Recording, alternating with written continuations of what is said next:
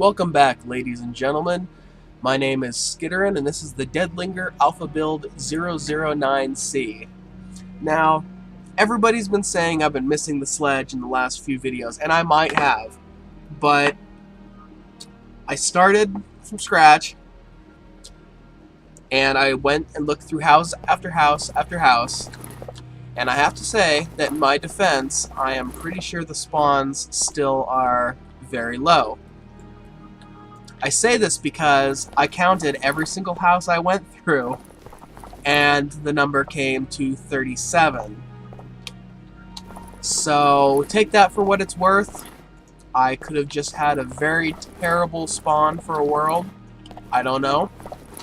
But I finally have a sledgehammer, as you can see from the awesome post drilling. 2x4 drilling, whatever you want to call it. But yes, I have a sledgehammer. I'm going to make myself a nice, well, probably not nice, a little fence. It's going to lead out of the house.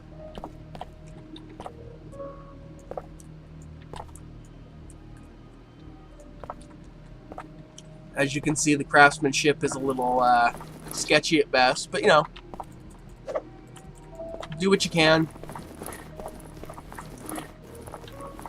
I'm sure there's people out there who, you know, spend ridiculous amounts of time constructing their barricades.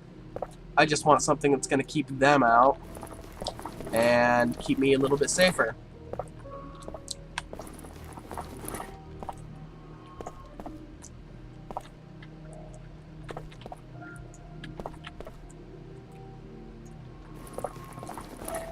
I'll probably have to chop down a couple trees to complete this, but you know, after having the sledgehammer and using it, I have a very strong appreciation for it.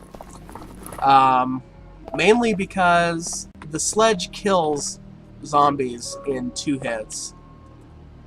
That is extraordinarily nice, because most melee weapons take, you know, 9, 10, you know, you're sitting there swinging and swinging and they're getting closer and closer, and they eventually hit you once or twice. But with the sledgehammer, it seems like you can hit them, knock them back quite easily, actually, and they just keep getting knocked back, and it only takes 2 hits. So they don't really have time to really get you. And like I said, after, you know, actually having that item now, I really can't see myself wanting to play the game without it. So hopefully the spawns are increased a little bit more. I don't know about you, but I've got all kinds of hammers, you know, bigger sledgehammers in my garage, and I know several of my neighbors that do as well. So 1 every 37 houses, at least in the instance of this world that spawned, is, I think it's a little hard to imagine that so few houses would have this kind of equipment, especially given the fact that you're in a world where people probably just packed up and left all their shit at home. You know, granted, I don't know what the true backstory is, only Sandswept knows that, what exactly happened.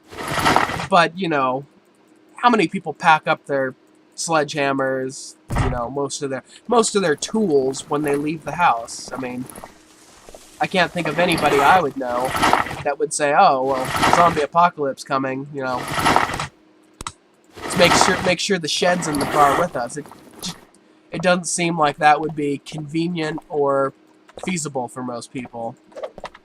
But as you can see, it's nice. 2 hits. I mean, I've probably killed a couple dozen zombies just since I, you know, stopped moving and decided to fortify this house. It's nice. I mean, it really is. For those of you that have used the sledgehammer, you know what I'm talking about. It is an awesome weapon. It's got long range. It does the damage. And I'm very appreciative that this world finally let me get one. And, you know, now that I have it, I think I'm going to have to do a video of me building a tree fort because really, Sandswept has given us the tools to, you know, really do whatever the fuck we want with this stuff. I mean, sandbox games are great, but most games, construction, you know, sure, you could say maybe a game like Skyrim lets you build a house, but come on. You're picking from a plot of land that the game has already decided can have a house on it. You're not actually building it, you're just kind of doing fetch quests to get enough resources to have the game constructed. But, whoa, that could be deadly. But I mean, nothing against Skyrim. I mean, I love Skyrim.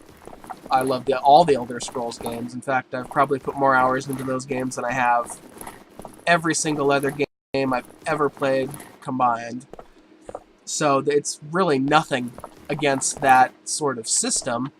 It's just, you know, this is true freedom. What they've given us here is definitely more of a true freedom than what you have in the Elder Scrolls. But yeah, I mean, once you really get the hang of flipping this stuff around, you know, getting it into the position you want it in, you know, it's really not, it's not difficult to build this kind of stuff, even quick. I mean, for me, if I actually cared, and there were zombies all over the place, I would be building this much, much quicker, and I could see it being a much more shoddy construction. But, you know, right now I think it's, you know, it looks decent. I mean, you wouldn't look at that and go, oh, they're going to break through that in about a quarter second. So, we'll see. I mean,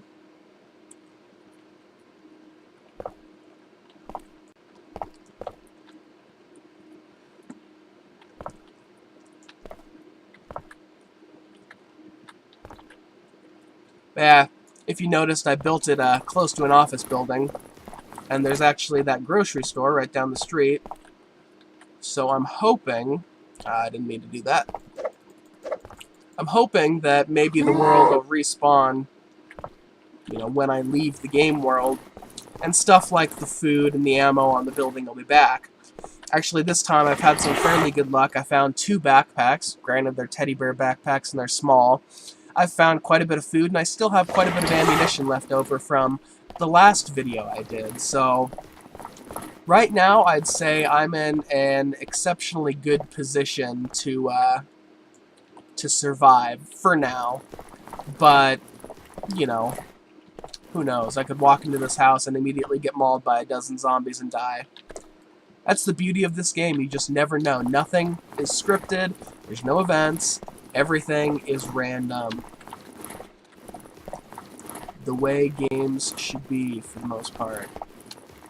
Obviously, it doesn't work for everything, but I could see a lot of games being improved a lot with random generation. I mean, it's got just infinite replay value. I mean, look at a game like Minecraft. Every time you start the world, it's different. You know, unless you're using a seed, it's a completely different experience every single time. You know, and then you add something like multiplayer into the mix, and, you know, anything could happen. And that's what I really hope this game turns into, is something where every time you play, it's different. Am I sick? Oh, whoa! Stop! That was odd. I don't remember taking any drugs this morning. Let's see if I can get it to do it again. Up, up, up, up! Whoa, whoa! Well, I don't know what's going on. I could assume it has something to do with my infection risk. Or my infection meter, but I really don't know. It seems like every time my screen goes white, I can just hit my inventory and travel vast distances in the blink of an eye. Who knows? I would assume that has something to do with my infection, since it's the same sort of effect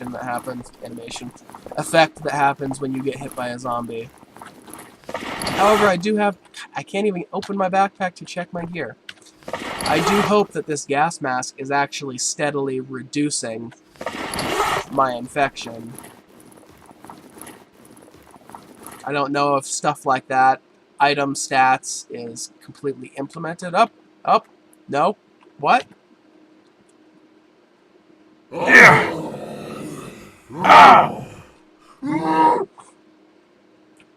Well, I guess I died from the infection, then? I'm not entirely sure. Yeah, that was odd.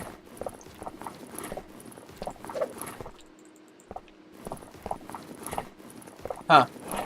Well, good thing I didn't lose anything. Although once hardcore is put into the game where you lose everything upon death and have to go back to your body and such, that will be the sole mode I will be playing. It does not seem like there would be a reason to play if you could just respawn with all your shit every single time. I don't know. Let me know in the comments below. Do you think that would be fun? The way it is now, where the game is completely forgiving, you know, you fuck up, you die, but hey, we're gonna let you keep everything you just found. You know, that's one thing, you know, and I'm gonna do a DayZ comparison here again. That's one thing about DayZ that I really like, is, you know, it's a limited version of permadeath. It's, you know, works for me. Might not work for you, that's fine. But for me, I would much rather lose everything. Just lose everything. You know, backpack and all. As heartbroken as I'd be about losing a backpack for the, you know, 100th time. That's... I don't know about you, but I want realism to the point where it doesn't affect gameplay in this. Make a little ramp. Or not. Maybe I can't nail it there. There we go. Now let's hope, since the zombies can't jump, they won't be able to get in there. I better board that up a little bit better.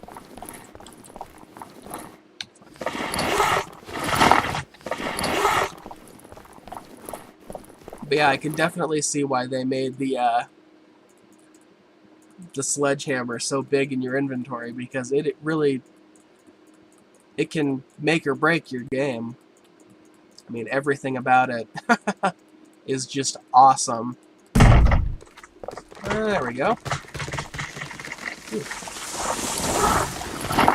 Quite a bit of what I needed. I might be able to barricade most of the downstairs windows with the rest of this stuff.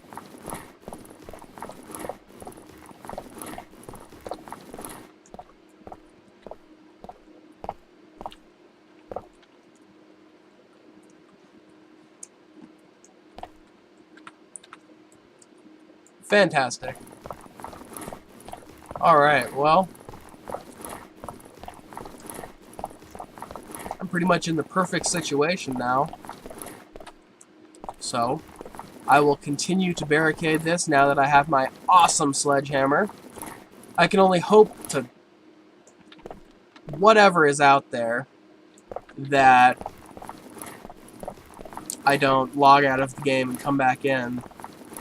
And, you know, only this section, the teeny tiny 4x3, I think, that you start with inventory. I can only hope that that is not all I have. You know? Another thing I was wondering about, it's curious that, you know, when you lose your stuff, how does it determine, you know, when you lose your backpack, sorry, how does the game determine what gets dropped? I mean, does it just say, okay, we're going to take this, you know, this slice right here, everything else is gone? you know, I've never really paid attention all that much. Does it drop the stuff on the ground right beneath your feet where you start? I mean, what exactly is going on with that? I don't know. It's just something I've been wondering about. But anyways, I'll get this barricaded, and I'll be back, hopefully later today, with another episode of the Dead Linger Alpha Build 009C Blood, Sweat, and Tears.